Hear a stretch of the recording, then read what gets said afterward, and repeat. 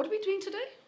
Planting up some vegetable seedlings. Okay. And showing off the seeds. Okay, because Yeah. you've got great seeds. Thank you. She's also got great legs, by the way. Sorry, hi. We're back. This is our next episode on how to plant up things for wintertime here in South Africa. I am Melanie, and this is my lovely assistant, Linda. No, she's not my assistant. I'm just joking. She has her own. She does the stuff that I don't do. Okay, I play with pretties. She plays with stuff that feeds you. Yes. So, what are you planting up today?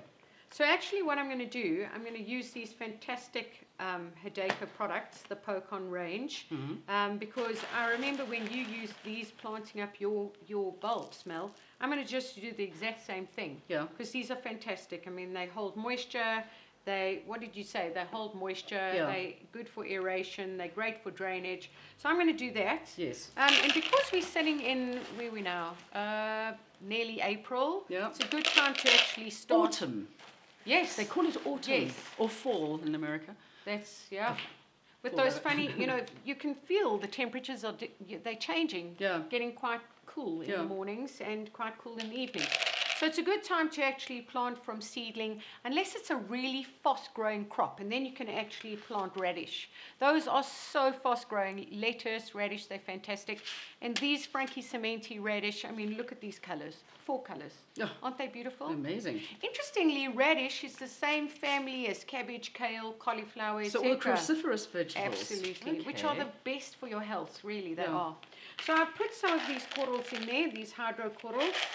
Probably about 2 to 3 centimeters in this size pot. Yep. This is about a 15 centimeter depth and width pot. And we're going to put this amazing potgrond. I mean, look at that. It is Just lovely. the friability is just amazing. It's perfect. And I know you mentioned that you can use this. There's enough food in here to actually grow bulbs. And I'm sure it would do the same thing for your veggies. to germinate or to grow the seedling when it's little. I'd add some Pocon vegetable garden fertilizer as well, just a little bit, but I do that only when the seedling's bigger. That's interesting because I know that vegetables are very heavy feeders, okay? Yes, And yes. you need to keep feeding them. But we've got this, which is a flower bulb food, so that probably wouldn't be very good for fertilizing your veggies. Yes, Because no, this has too got high. like a lot of potassium in it, which Yes. makes flowers. Yes, too So high. it might just And be very too high high. in nitrogen. Yeah. It's very high in nitrogen. So that's why I'd go with the Pocon vegetable garden fertilizer, Yeah. because that's been engineered and it's organic. So what I'm going to do is I'm going to plant a seedling. This is pak choi. You know what? I'm just going to move this out the way. Let me put that over here. That's it. I've made a hole. Yeah. And I always like to put water in the hole first before Why? I actually. Well, the good thing is when you put water in the hole first, you want the water to touch the roots immediately so that you can prevent transplant shock. Okay. And the plant literally will stay upright. If you put water in the Okay. hole first, you let that water touch the seedling roots. That's really important. If you plant it in a pot, if you plant it in the ground, same thing. Cover it up. Always some make more sure soil that you in. cover, make sure that your soil is level with the first set of leaves. All right. You don't want it to be, stacked up against the plant, because the minute you water it, you'll lose that soil. It all Exactly. goes down, yeah. Yeah. So you'll see this will just stay straight up. So now you're Fabulous. planting in a pot, and Yeah. you could probably go and put something decorative on there if you Yes. want, a little bit of, I don't know, something just to keep the moisture in, because of Yes. course transpiration is one of the biggest things. All the evaporation happens. So on this one, I've talked about earlier putting plants on the top, so you can put pansies or whatever. Yes. But obviously you can't really do that with this. So what would you do in a pot, and what would you do in the garden when it comes? Mulch. And I use straw because Okay. it degrades quickly, and it's just so versatile.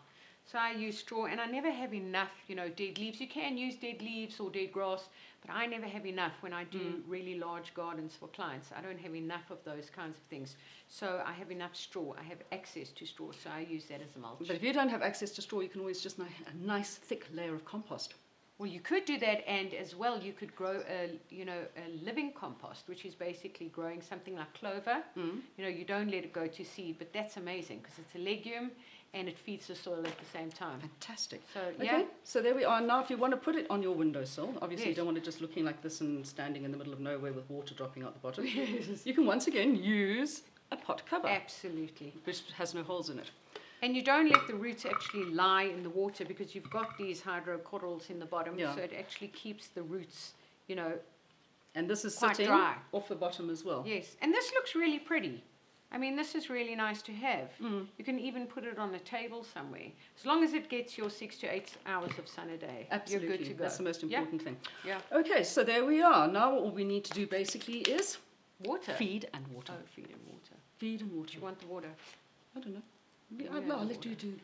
I don't. Okay, you tell me how much, because you know your stuff. Well, with when it runs dogs. out the bottom. Okay, yes, you did say so. Okay. Is it running out the bottom yet? Let's see. Let's see. Nope. No. Let's go. Ooh, making nice sludge mudge here.